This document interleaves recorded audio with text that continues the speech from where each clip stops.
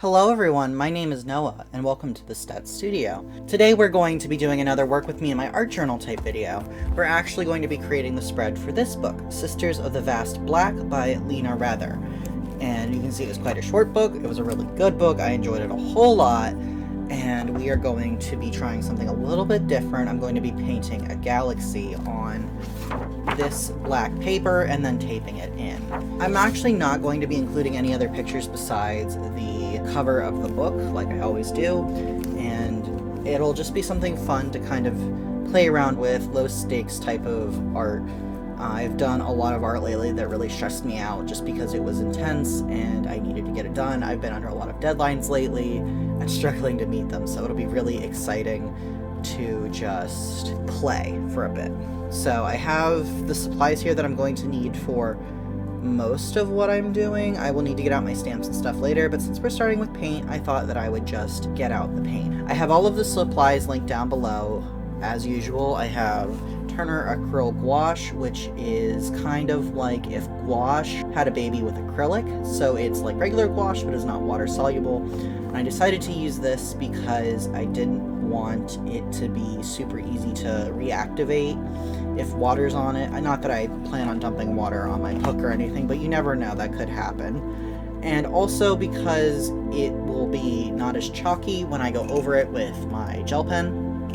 That's another reason. And yeah, I just thought that that would be a good choice. I don't often use gouache, and I definitely don't often use acrylic gouache, but this will just be fun. I have oodles of paintbrushes. I have, like I said, my gel pen here along with my Odo graphic liners. I probably will only need the gel pen for this, considering it's on black paper. I have my palette, which is just a takeout container lid, and I have water with my paint puck, and then water without my paint puck. So I think I have everything here I need. I am going to get started. So the first thing to do is get the bullet journal out of the way and pull out my black paper. It's sort of a construction paper texture and thickness.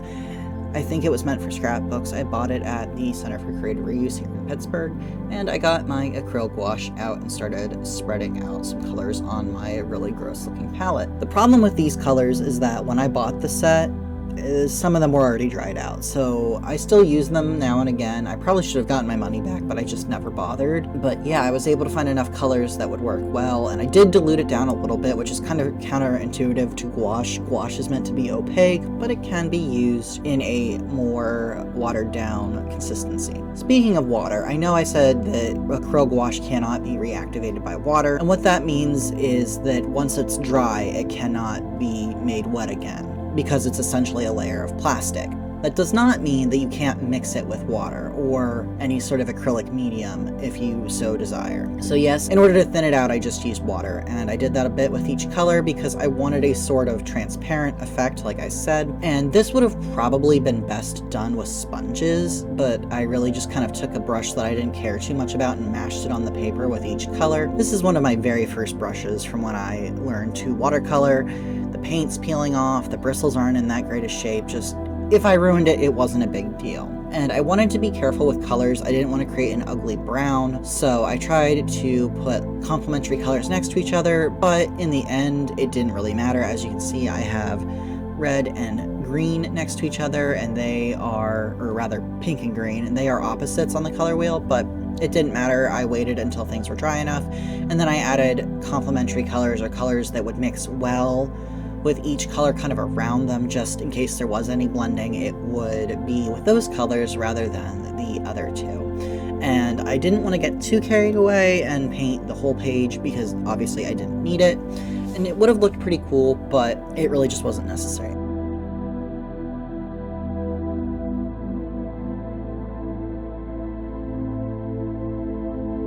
And I did lay my reading journal out so that I could see and make sure that it was actually the right size. And as I got to the edge of the galaxy that I'm painting here, watered the paint down even more, just so it kind of faded into the back a bit. It didn't really work all that great because the acrylic gouache was drying so quickly. This would have been a nice time to sort of smear things around, but it worked all right.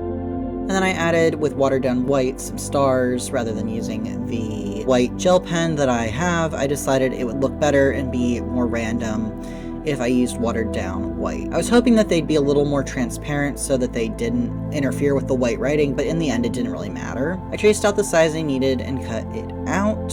Really pretty simple, not much interesting with that sort of stage of the process. But I did, I think, a pretty good job with keeping everything mostly in the area that the page would need to be in. And then I just glued the page into the reading journal with a glue stick. I had to actually buy recently a new pack of these glue sticks because I had about like maybe 12 of them, and I finally went through all of them in less than a year. And as you can see, I glued it in as best as I could. I originally had it pressed all the way up against the spine, but I decided in order to make things turn a little more easily, I would add a little bit of extra space there. I might go over it with a black pen or something just to make the gap a little less noticeable, but at the time I didn't think of that. And then I glued in the only picture that we're including for this spread, which is the cover. And it is the same version of the cover that I have. I always try to do that. I don't think there is another version of the cover in this case, but sometimes there is.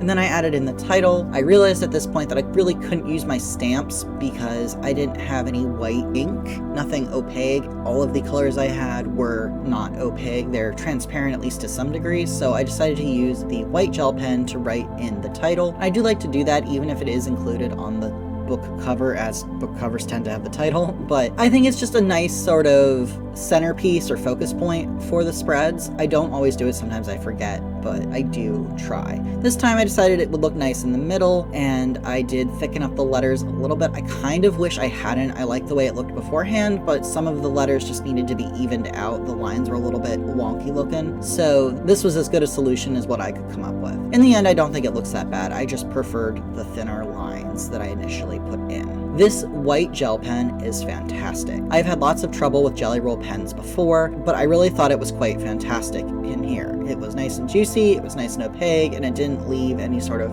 tracks from the ball.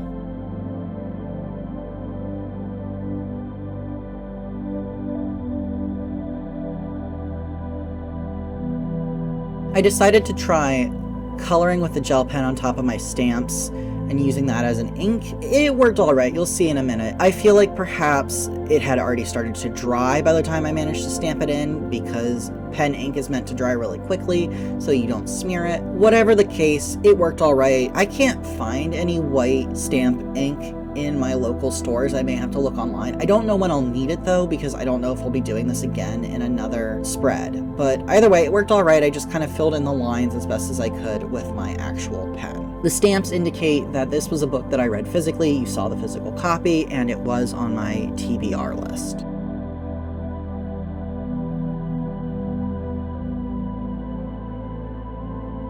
And then I added in, as always, the star rating. I did not use a stamp for that. I just decided to draw in the 5 stars on their own. It worked well enough. And then I added in the author. I always like to include that, even though that usually is on the cover. I don't know, it's something I started and I like it, so that's how it went. I also included the year that the book was written, the number of pages, and the length of time if you do listen to it as an audiobook. I think those are just some interesting stats. And then I went in and thickened up more of the lines to try and make everything look more even.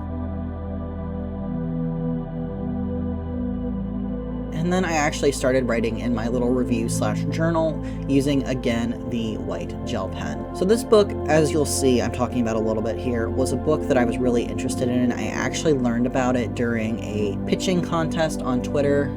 X, I suppose, something, I don't know if it's still done, but I know it was when I was on Twitter regularly, that people would post like pitches, their elevator pitch, so to speak, of their book, and editors and agents could look at them, and if they're interested, they could offer representation. And I remember reading the pitch for this book and thinking it sounded amazing and writing it down, and at the time I was like, oh, well, the title will probably change and I might not be able to find it, but it just sounds so good, I hope I can find it. And thankfully, the title did not change from the pitch that I read on Twitter to years later when I finally looked the book up on bookshop.org or Google or wherever. So I was actually able to locate it. My girlfriend actually bought this book for me for Christmas last year, and then it sat on my actual physical shelf, not just a note on my phone, for several months, probably another like 8 or 9 months, because I would have gotten it in December and read it in September. And then I finally read it. It only took me 2 days. As you saw, it's a pretty short book. It was so good, I couldn't put it down. I really had a good time marking pages and highlighting quotes. I don't always do that in fiction books just because, I don't know, I tend to just read it and enjoy it and, you know, devour it, I suppose. But I really enjoyed this book, and it felt like it was worth highlighting some of the quotes that I enjoyed. And I included one down at the bottom, and this quote reads, "The universe would change once more. There would be blood spilled again across worlds and worlds. There might be war or plague, and the universe would need them to do what small good things they could, even in the face of what they could not stop." And I realize I messed up writing the quote and I missed a few words at the ends, but it's okay.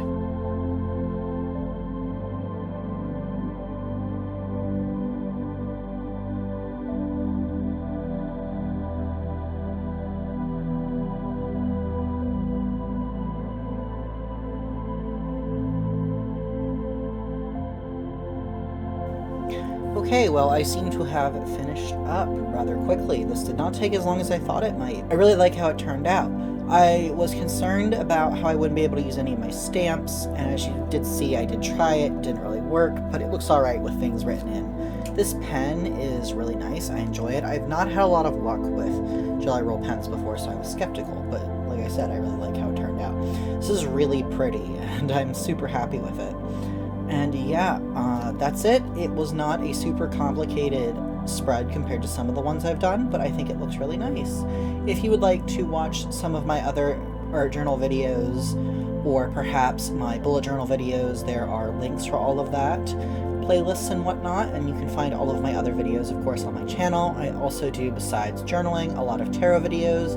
There's a backlog of studio vlogs if that's something you're interested in, and yeah, I think that's pretty much what I've got here if you're interested. Give this video a like or a dislike, whatever you felt. I don't know why you're still here if you disliked it, but yes.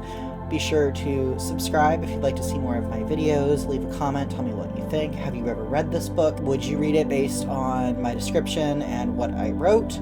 And yeah, I love hearing from all of y'all. So thank you so much for watching this video, and thank you so much for spending some time in the Stet Studio with me today. Goodbye!